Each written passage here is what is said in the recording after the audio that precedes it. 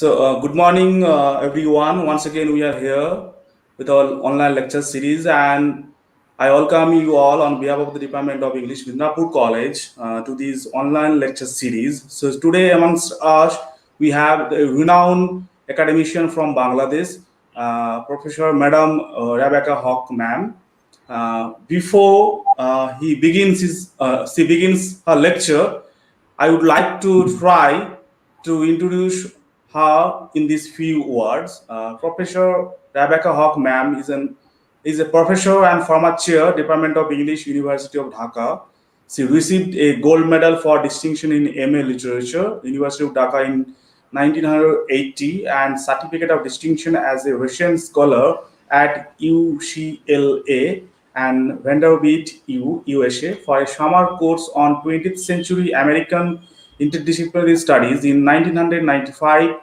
She was Killam Scholar at Dalhousie, UK, Halifax, Nova Scotia, Canada, for 1990 to 1991. She is also a poet, writer, and translator, affiliated with the New York Writer Workshop and Asia Pacific Writers and Translators. As an academic, her literary criticism mainly uses the theoretical framework and methodology of psychoanalytic criticism. Her recent areas of research and publication are cultural studies, film studies, and South Asian literature. Her published books are commencement poems and occasional essays. Got published in 2003, again 2009. Women, Gender, and Literature in 2003, and Hemingway, a sanitary tribute. It's a co-edited volume in got published in 2007. Professor Hogg also writes OPED and creative nonfiction essays for the Daily Star newspaper Dhaka. So today she is going to talk on a very interesting topic, that is revisiting Gloria Naylor's Brewster plays in 2020. And thank you, ma'am, for accepting our invitation and to give time, your precious time again for the second time. And we are thankful and we feel privileged. We feel fortunate to have you again on this virtual platform. So over to you, ma'am. Thank you, Dr. Tonmoy Kundu, for giving me this opportunity to interact with the larger audience beyond Bangladesh. Now, I'm going to introduce an author and a place, Brewster Place, which might be new to some. Some may have read and heard about her. Now, the book I'm going to talk about and the author is Gloria Naylor. The name of the book is The Women of Brewster Place. Now, this is Gloria Naylor's debut novel and award-winning novel, which won the National Circle Critics Award in 1982. I got this book in 1987. And by the way, Gloria Naylor passed away quite early at the age of 66 in 2016. And she has written 3 other novels after this, a sequel to Brewster Place, Linden Hills, and there's another one, Bailey's Cafe, and Mama Day. Now, she belongs to my study and to the Black women feminist movement.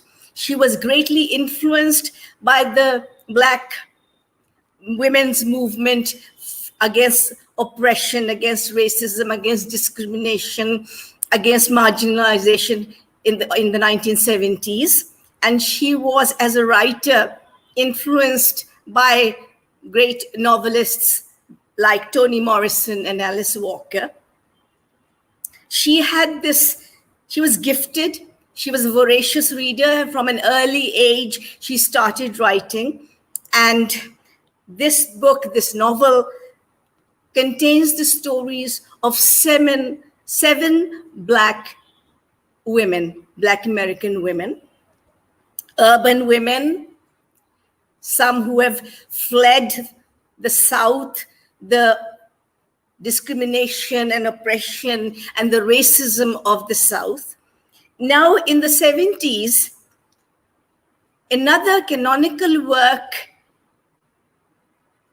a book by the poet and dramatist who took a Zulu name, Haque, her canonical work for colored girls who have considered suicide when the rainbow is enough. This became a play, and Haque calls it a choreo poem because it contains a combination of poetry, drama, and music. And it was a groundbreaking, radical work of the 70s, later made into a film with Whoopi Goldberg and Thandie Newton. And it had a great impact on young writers, Black women writers, Black women across America, because it broke new ground and spoke up for the condition, for the inner pain, for the oppression that Black women suffered. And like Haque, Gloria Naylor also uses the voices, the stories of 7 women to make up her book, The Women of Brewster Place. 7 women from 7 parts of America, from 7 different strata of the socioeconomic spectrum, come and settle in this decaying, dilapidated, neglected neighborhood of Brewster Place, which is really an urban ghetto where poor, poverty-stricken, oppressed Black women. But most important, and this is why I picked this novel, this book, not only because it is an award-winning book, we have to know about it, and it is a beautiful lyrical book. It celebrates this communal strength and the power and resilience of the Black women. And I thought revisiting Brewster Place in 2020 with the backdrop of the recent Black Lives Matter, with the recent uprising against oppression, against Black and colored people, I thought this is relevant. Now, in late 1980s, as a member, as a founding member, and also as a participant of the Bangladesh Association of American Studies, we had an international conference in Dhaka on, the theme was the American city. And we had speakers from USA, from India, from Sri Lanka, and our colleagues in the Dhaka University and Chittagong University, Rajshahi University. And because the theme was the American city, I spoke about Brewster Place. I presented a short paper on Brewster Place as the urban ghetto. And but now I thought it would be absolutely necessary for me to point out how relevant this book is in 2020 also, with all that is going on in the world, how we have to fight racism, discrimination, but we also have to fight for women, fight the violence against women, fight the subjugation of women. Many of us are very lucky. We have power, we have autonomy, we have economic independence, and we have respect, we have earned respect, but there are many unfortunate ones who are still trapped in poverty and who are at the mercy of the violence of brutal men in society. And for colored people, for Black women especially, which Haque and Haque has pointed out, and which Black American, before Asian American literature, before multicultural literature, multi-ethnic literature, which started to emerge in the 90s and in the new millennium, after the Anglo-American feminism and literary output, we had the Black American, the African American feminists fighting for the rights of the Black women. And today in 2020, I think it is very relevant to have a look again at Haque and listen to her poems, how she gives voice to these wonderful, resilient women, and how Gloria Naylor presents Brewster Place, where these women live, survive, fight, not against racism, but also against their own men who are violent against them. And I think in Asia, in the subcontinent, in Bangladesh also, we can relate to the racism and the oppression which still exists in our societies. Now, having said all that, I just want to point out another important point about Naylor and about Asian Americans and about other multicultural who have living within mainstream society in the United States have what W.E.B. Du Bois called double consciousness. And what is this double consciousness? Gloria Naylor tells us in an interview published in the Washington Times on 30th August 1983. She's talking about, she's being questioned. It is an interview. She is talking about discrimination and segregation with its roots in slavery and life in the slave plantations of the Deep South and other violent dimension to the identity crises of Black Americans. And she says, when she refers to Brewster Place and asked about the women of Brewster Place, she refers to Du Bois, who has in his seminal autoethnographic book, The Souls of the Folk, has coined the term double consciousness. And Gloria Naylor explains that you are talking, quote, you are talking about the problem of Americanization, which later Chinese American, Asian, Indian American, Bangladeshi American have also faced, how to not become invisible, how to not become target of racism, but how to forge an identity within the mainstream. So Naylor says, you are talking about the problem of Americanization. How do you resolve the tension between your ethnocentric values and values that are required of you to make it in mainstream society? What I'm conscious of is that you begin to become a bit estranged, especially if your family is working class. And ultimately, I think the worst thing that can happen is that you become estranged from your ethnocentric sense of self. So that is the dilemma faced by ethnic people within the white society. And another important point I wish to make, and you have to be patient because there is, in 1986 in the New Yorker, Gloria Naylor wrote an important essay, a very significant essay where she talks about language and one particular word.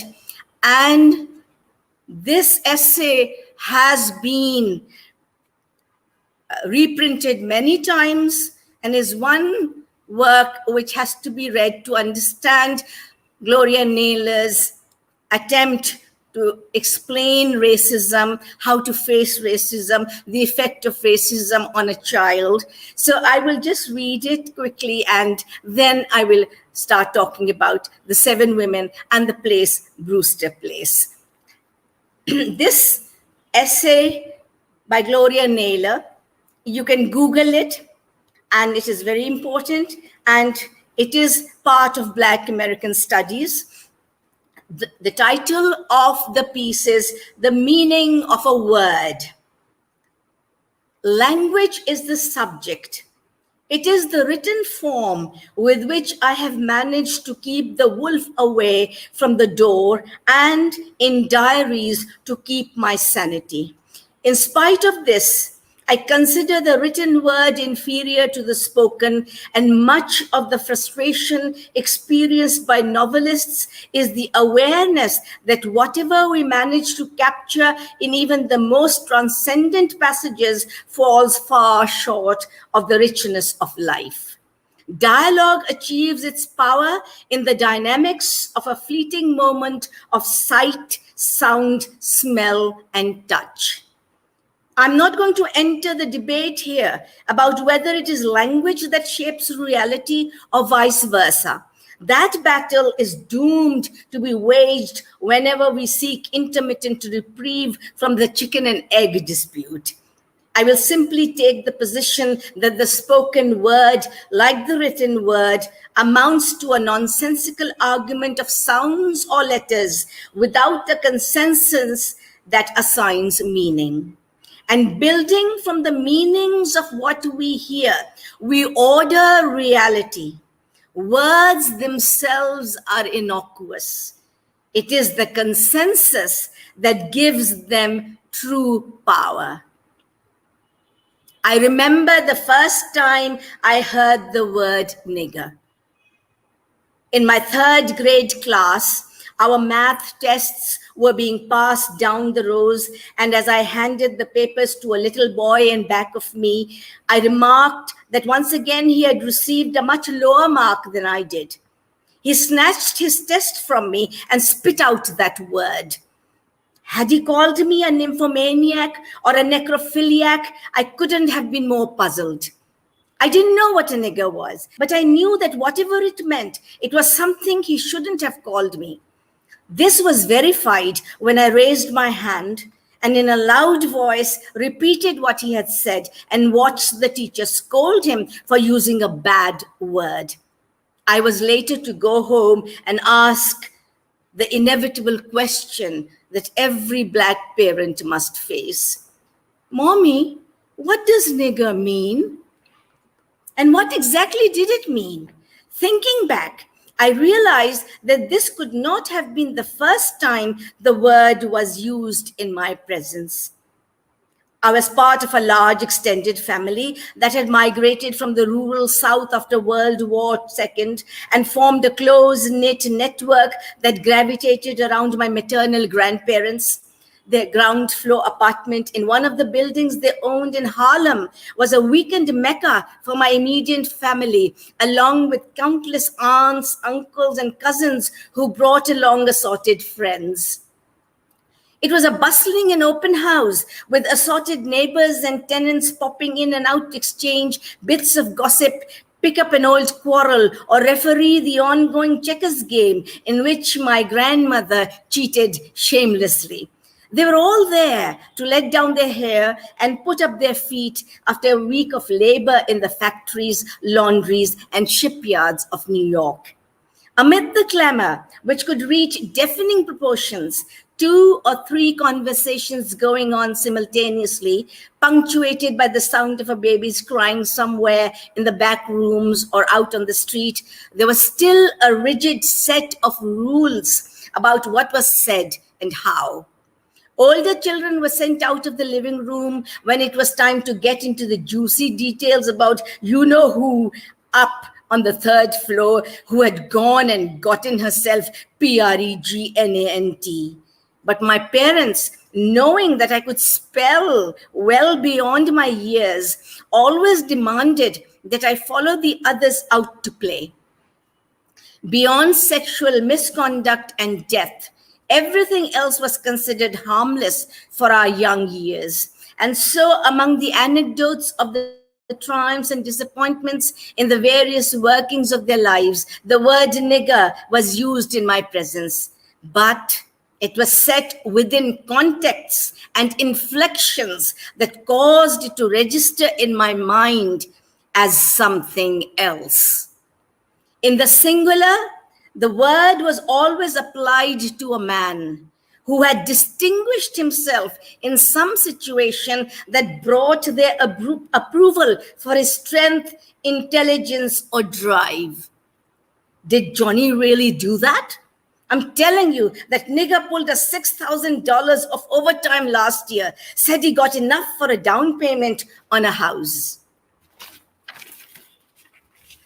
When used with a possessive adjective by a woman, my nigger, it became a term of endearment for her husband or boyfriend. But it could be more than just a term applied to a man. In their mouths, it became the pure essence of manhood, a disembodied force that channels their past history of struggle and present survival against the odds into a victorious statement of being. Yeah, that old foreman found out quick enough, you don't mess with a nigger. In the plural, it became a description of some group within the community that had overstepped the bounds of decency, as my family defined it. Parents who neglected their children, a drunken couple who fought in public, people who simply refused to look for work, those with excessively dirty mouths or unkempt households were all trifling niggers. This particular circle could forgive hard times, unemployment, the occasional bout of depression. They had gone through all of that themselves, but the unforgivable sin was a lack of self-respect. A woman could never be a nigger in the singular, with its connotations of confirming worth. The noun girl was its closest equivalent in that sense, but only when used in direct address and regardless of the gender doing the addressing. Girl was a token of respect for a woman. The one-syllable word was drawn out to sound like three in recognition of the extra ounce of wit, nerve, or daring that the woman had shown in the situation under discussion. Girl, stop. You mean you said that to his face? But if the word was used in a third-person reference or shortened so that it almost snapped out of the mouth, it always involved some element of communal disapproval. And age became an important factor in these exchanges. It was only between individuals of the same generation or from any older person to a younger, but never the other way around, that girl could be considered a compliment. I don't agree with the argument that the use of the word nigger at the social stratum of the Black community was an internalization of racism. The dynamics were the exact opposite. The people in my grandmother's living room took a word that whites used to signify worthlessness or degradation and rendered it impotent. Gathering there together, they transformed nigger to signify the varied and complex human beings they knew themselves to be. If the word were to disappear totally from the mouths of even the most liberal of white society, no one in that room was naive enough to believe it would disappear from white minds. Meeting the word head-on, they proved it had absolutely nothing to do with the way they were determined to live their lives. So there must have been dozens of times that nigger was spoken in front of me before I reached the 3rd grade, but I didn't hear it until it was said by a small pair of lips that had already learned it could be a way to humiliate me. That was the word I went home and asked my mother about. And since she knew that I had to grow up in America, she took me in her lap and explained. Now let's talk about and visit Brewster Place. You have 7 stories of seven women, but the book, it is framed, the 7 stories are framed by an epilogue, Dawn, the birth of Brewster Place, and Dusk, the prologue, Dawn, and the epilogue, Dusk. So, revisiting Gloria Naylor's Brewster Place in 2020, I have given you the background, the context, and I hope you can follow me and you will look into Gloria Naylor's work, and you will, of course, I hope, look at Shange's For Colored Girls, when they're considering suicide when the rainbow is enough, the choreo poem. Okay, Gloria Naylor was strongly aware of her ethnic roots, and with the publication of her first novel in 1982, The Women of Brewster Place, she became a potent voice for the Black female experience. It is an experience which, while obviously encompassing the intimate knowledge of one's own particular ethnic community and group, at the same time places that group within the larger mainstream society. This voice thus seeks to evaluate the quality and variety of life within a subculture that is often at odds with the controlling main culture, even while existing parallel to it. Here, of course, Dubois' double consciousness. Naylor's award-winning novel consists of 7 interconnected stories dealing with the lives, hopes, and dreams of 7 Black women, all of whom put together become representative of a cross-section of Black American society. These women are connected to each other because they all live in the same dreary, dilapidated tenement building located in the inner city neighborhood known as Brewster Place. More important than any single human individual, yet created, shaped, and molded by the people who have lived there in the past, as well as by those living there presently, Brewster Place becomes in essence the heart of the novel. The exact location of Brewster Place is never mentioned. We never come to know the name of the city to which it belongs. This information is deliberately withheld because the author wishes the reader to identify the fictional setting with any large American city which has an urban ghetto. In an interview with Gloria Naylor, published in the 9 September 1983 issue of Publishers Weekly, William Goldstein calls the setting an unnamed every city in urban America, unquote. In its present form, Brewster Place could thus very easily be a poor, neglected section of Harlem or even the Bronx. The novel opens with a prominent 4 1/4 page description of the place. This vivid description, entitled Dawn, figures as a prelude to the separate stories of the individual women. Naylor traces for the reader the evolutionary stages in the birth, growth, and eventual decay of an inner city neighborhood.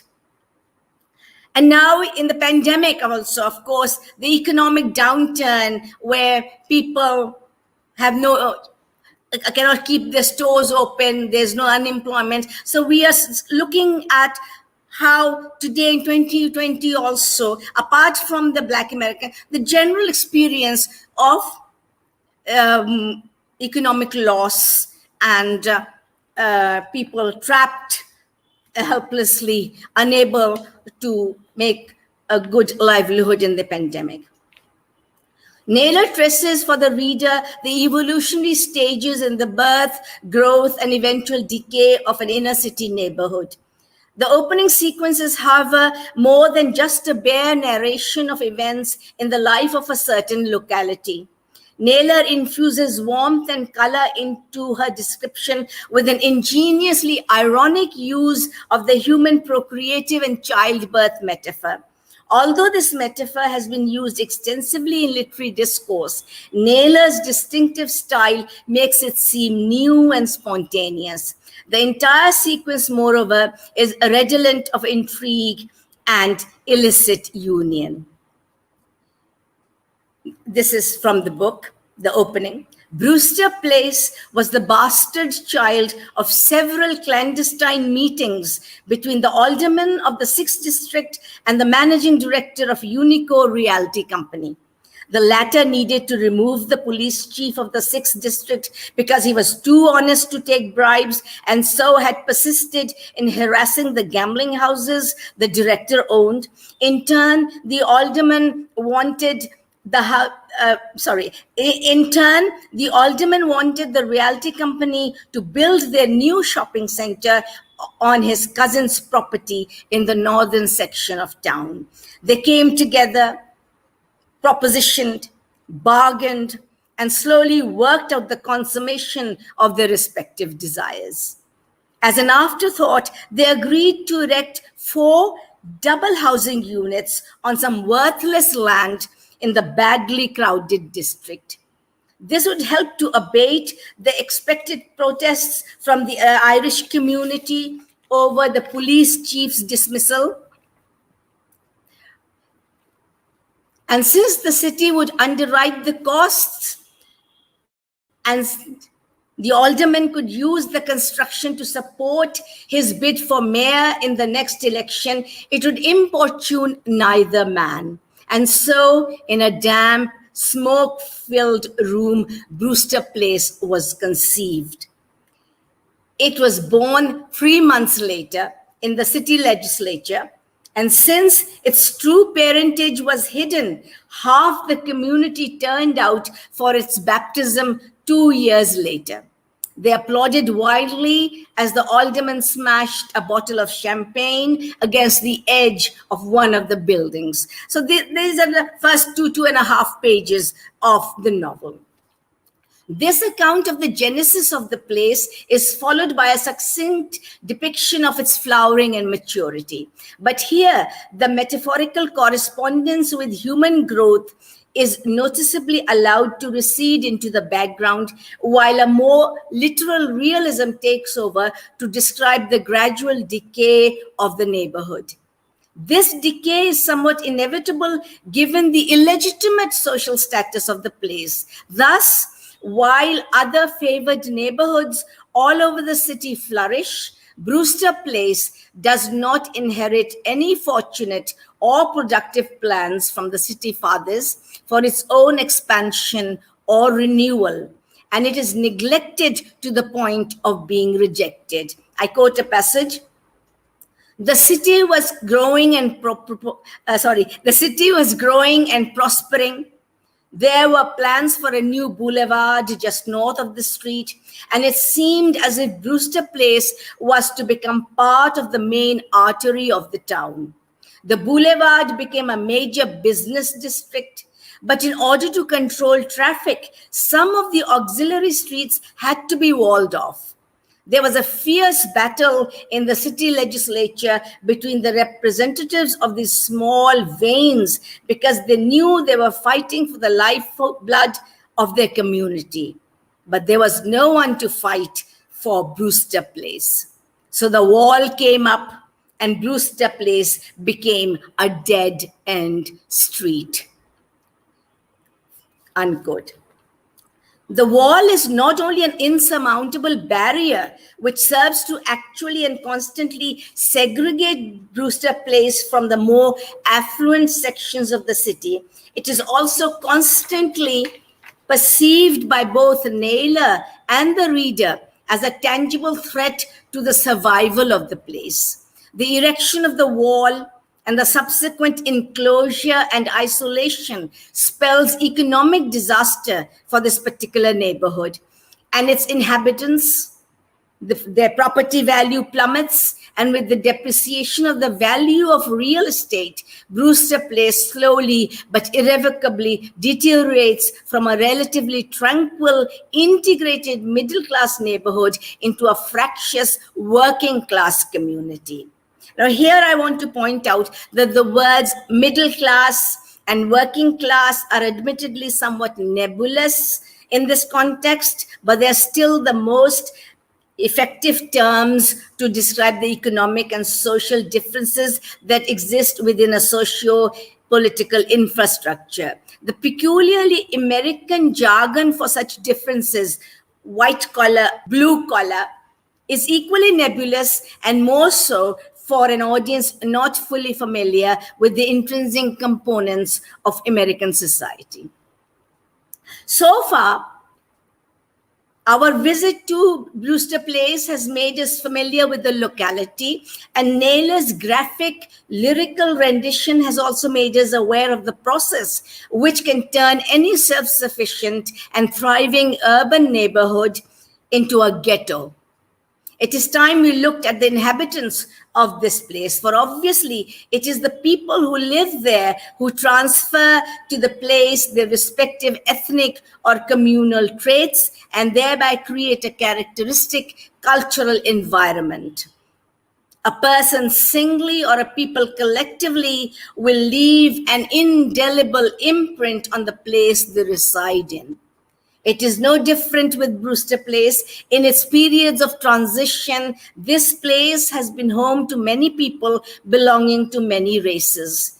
When the decision to wall off some of the auxiliary streets was being taken in the city legislature, Brewster Place was, quote, filled with people who had no political influence, people who were dark-haired and mellow-skinned Mediterraneans, who spoke to each other in rounded, guttural sound, and who brought strange foods to the neighborhood stores, unquote.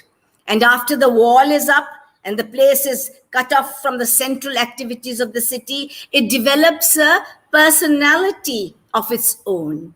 The people have their own language and music and codes. The quote, the children born to these first-generation Hispanics refuse to settle and put down roots here because we assume, the quote is, children born to this first-generation Hispanics refuse to settle, unquote. Naylor does not explicitly tell us so. They found it too, the children found it too limiting, or because they could easily afford to live in a better central part of town. The receding wave of Mediterraneans is quickly followed by an advancing wave of people of an entirely new race. These are the multicolored African children of Brewster Place's present old age, whose arrival precipitates, Naylor tells us in her distinctive ironic tone, the exodus of the remaining Mediterraneans. These people, the African people, bring with them their different smells and foods and codes, but in stark contrast to the previous inhabitants, the Africans clung to the streets with a desperate acceptance that whatever was here was better than the starving southern climates they had fled from. The few who would leave forever were to be the exception rather than the rule, since they came because they had no choice and would remain for the same reason.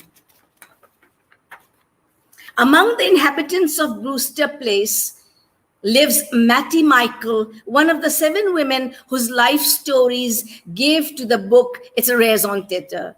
When she first arrived north from Rockville, Tennessee, She was one of many lured from the South toward the seductive call of wartime jobs and freedom in urban areas above the Mason-Dixon. But more significantly, she was an unmarried, pregnant teenager who searched for refuge and friendship among people who were, if not her equal, at least her own kind. Now, after years of hard menial labor, her son had abandoned her.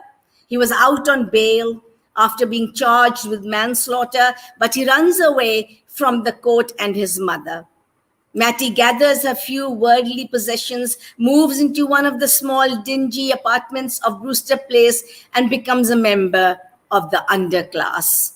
She befriends a few other hapless women living in the same building, the burnt-out Etta Mae Johnson, who has taken a painfully circuitous route to Brewster Place through Memphis, Detroit, Chicago, New York, and the lives and rooms of countless now nameless and forgotten men. There is Lucilia Louise Turner, better known as Seal, the battered wife of an embittered and unemployed young man who tragically loses her baby after the infant is accidentally electrocuted. And the unmarried, simple-minded, but promiscuous Cora Lee, who lives on the weekly check she receives from the welfare authorities, but who is unable to either stop men from using her sexually or stop herself from conceiving and begetting one child after another. Now, these women are trapped in poverty. They have no agency. And Gloria Naylor depicts the reality. Poetically, she gives us the reality of their situation, but she does show how there is a bond, how each one has resilience and strength, and they bond in a community and solidarity of sisterhood. These women support and nurture each other in an initially hostile environment. Despite the realism of its portrayal of ghetto life, despite the violence and the pent-up rage, Naylor's book is far from being nihilistic. Naylor is in fact hopeful of better days to come. She has an almost prophetic vision of a brighter, happier future in which torchbearer like Kiswana Brown, an educated young girl, who is also present in the sequel Linden Hills, who, despite being economically self-sufficient, chooses to live in Brewster Place to be able to do something productive, worthwhile to help her Black sisters. So Kiswana Brown, it becomes representative of the future, upwardly mobile, with mission, activist, fiery feminist. Kiswana Brown, who has willfully renounced her prosperous middle-class heritage and has sought a home in poverty-stricken Brewster Place, a place physically near but culturally worlds removed from her own neighborhood of Linden Hills, with its well-kept houses and neat gardens and manicured lawns. She wants to help others out of the prison of ghetto pathology, and thus help to break forever the stranglehold of vice and poverty under which this particular underclass is pinned. And now, after you have the stories, you have to read it. There's a lot of anecdotal, there are encounters, there's a lot of pithy dialogue. I have not talked about the men who are introduced and the conflict and the violence these women suffer because Naylor wants to celebrate the lives of these women. And in the concluding pages, in the epilogue, which is a mystical portion, she has a kind of quasi-prophetic dream. It is entitled Dusk, and she realizes her dream through her writing of and hope by refusing to let the old decaying Brewster Place disappear or die. We know that in the natural course of time, the place will eventually be abandoned by the generation of African people, but it will remain alive in the memories of all these women whose blood, toil, and tears mingle with the dust of the streets of Brewster Place. Now, I'll take just a few minutes to read the beautiful words, the lyrical passages that make up Dusk. And then hopefully I will have some questions or some commentary. Dusk. This is a very readable, and you enter the world of, because Naylor pulls you into it. It is when you read it, it's so imagistic. It is as if you are watching a movie in your mind. And this is not very long. It's 192 pages, but it is very fulfilling. And you enter the world, and the words, the poetry of the language Naylor uses. Dusk. So this is kind of a mystical conclusion where Naylor raises us out of the reality of the trapped lives. No one cries when a street dies. There's no line of mourners to walk behind the coffin, wheeled on the axis of the earth and lidded by the sky. No organ-piped dirges, no whispered prayers, no eulogy. No one is there when a street dies. It isn't dead when the last door is locked and the last pair of footsteps echo up the sidewalk, reluctant to turn the corner and melt into another reality. It dies when the odors of hope, despair, lust, and caring are wiped out by the seasonal winds. When dust has settled into the cracks and scars, leveling their depths and discolorations, their reasons for being. When the spirit is trapped and fading in someone's memory. So when Brewster dies, it will die alone. It watched its last generation of children torn away from it by court orders and eviction notices, and it had become too tired and sick to help them. Those who had spawned Brewster Place countless twilights ago now mandated that it was to be condemned. With no heat or electricity, the water pipes froze in the winter, and arthritic cold would not leave the buildings until well into the spring. Hallways were blind holes, and plaster crumbled into snaggled gaps. Vermin bred in uncollected garbage and spread through the walls. Brewster had given what it could, all it could, to its African children, and there was just no more. So it had to watch, dying but not dead, as they packed up the remnants of their dreams and left, some to the arms of a world that they would have to pry open to take them, most to inherit another aging street and the privilege of clinging to its decay. And Brewster Place is abandoned. The living smells worn thin by seasons of winds, the grime and dirt blanketing it in an anonymous shroud, only waiting for death, which is a second behind the expiration of its spirit in the minds of its children. But the colored daughters of Brewster, spread over the canvas of time, still wake up with their dreams misted on the edge of a yawn. They get up and pin those dreams to wet laundry, hung out to dry. They're mixed with a pinch of salt and thrown into pots of soup, and they're diapered around babies.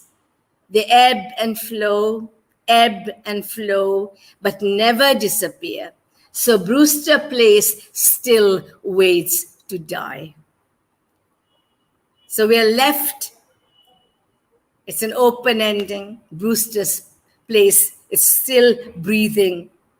Other people will come and give it new life. Thank you. Dr. Tanmay Kundu, over to you. Thank you, ma'am, for this wonderful presentation. Actually, as I told at the beginning, it's a very interesting topic. So I was expecting questions from the audience. So as it's time for the question and answer, so interactive session right now. So we will invite questions. And Just for that, 10 minutes. yeah. Yes.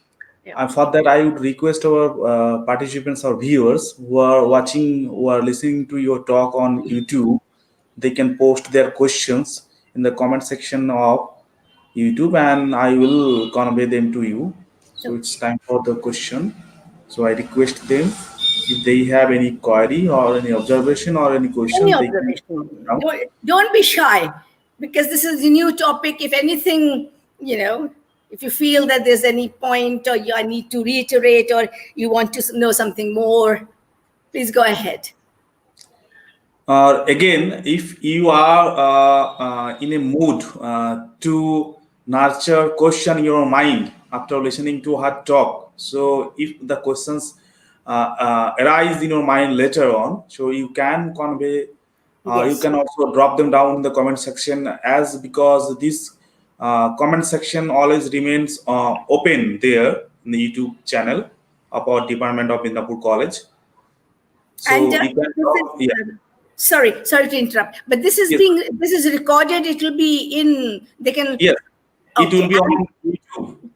And you can paste my email ID Yes, address if yes. anyone wants to research more and ask me anything. So my email address, if you paste, or that Okay. would be I that will you paste. Yeah. student. Yes, Thank ma'am. you. And for that, I would request them if they have any questions that comes to their mind later on, so they can Yes. drop Same. that questions. Or as I am putting the ma'am's mail ID in the comment section of YouTube, so you can contact ma'am directly. Write to me directly. Yes. Yes. So, ma'am, as I don't find any questions right now, so they are, I think they are nurturing the questions in their mind. Yes, So, as I give them requested, a few minutes. We still have time. Okay, and I'll see if I can read a line or two from Entazake Shange.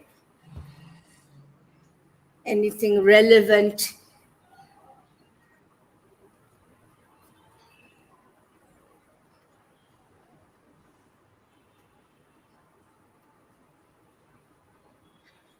And it also depends on how many people are watching. So we don't know whether. actually, we are going through such a time, they know all Yes. that it's available on YouTube. So, we can, Yeah, they can. right now, Yes. if you don't have the time, so they can watch Listen, it later. yes. Yeah. That's what we do also sometimes. Yes, We yes, make yes. a note and we come back to it. Yes.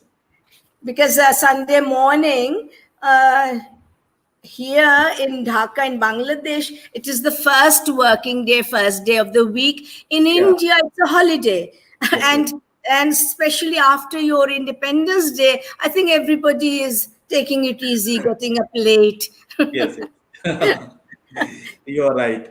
So, as I have told that this comment section is always open. So, after listening to her talk, if any questions comes to your mind, you can drop them down immediately in the comment section of YouTube, and or I have put ma'am's mail ID there. If you like to put your questions directly to her, then you can mail her. You have her mail ID in the comment section of YouTube.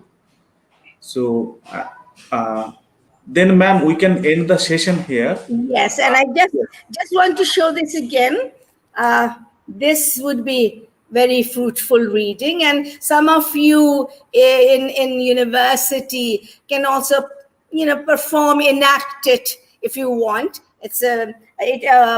Shange started as a spoken word poet, and then she became this dramatist, this famous with this landmark work, and also I think on YouTube you will be able to see the film if you want. Oh, And of wonderful. course, this Gloria Naylor's.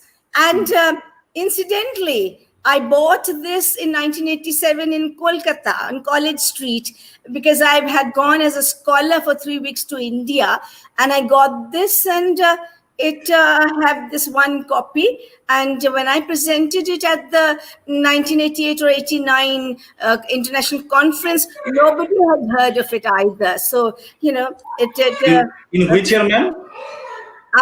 late 80s, 1988. This was published in 1982. I bought it in India. I got it in 1987, and the next following year we had the international conference of the American studies on the American city, and I presented a short paper. Okay. So, but if you want to do the work on Black American feminist or Black American literature, she's one of the writers to look into, along with Alice Walker and other, like who are Toni Morrison, of course, influenced. The Bluest Eye, of course, is one work where you have this conflict in the little girl, about her color, and so, ma'am, okay, you can let us make us that announcement. Then in September we are again going to organize a session, and that session will be delivered by you. The talk will be delivered by you on the topic. If you could mention the topic right here. Oh, the one I want to do next. Yes. You will give me a date. We'll schedule it according to your convenience. Yes, I wish that because Chicano literature, Mexican American Rudolfo Anaya, he passed away very recently at the end of July 2020, and his most well-known novel is Bless Me Ultima. So that is the book which it has elemental themes of good and evil, and the role of this quasi-religious shaman type. So it's a beautiful novel. It is another award-winning novel, and Anaya's most famous novel. And I shall introduce you to Chicano literature. So that is what I want to do next. And if you have a copy of the book, if you can get a copy of the book, I also picked it up when I went to to California. I was a resident scholar at UCLA. And there I picked up, we did some courses at the Institute there of Asian American Studies and other. So I picked up Bless Me Ultima, and I thought that would be a new angle or a new area to look into. And since we can celebrate Anaya, who passed away recently. So we will eagerly wait for that lecture, that talk. And I shall wait for you to give me a date and a time. Yes. So now I would like to, I would end the session here with the formal vote of thanks. And for that, I would request our student, Rekta Shoren, to give ma'am the formal vote of thanks. Hello. Hello, ma'am. Hello. Yes, ma'am.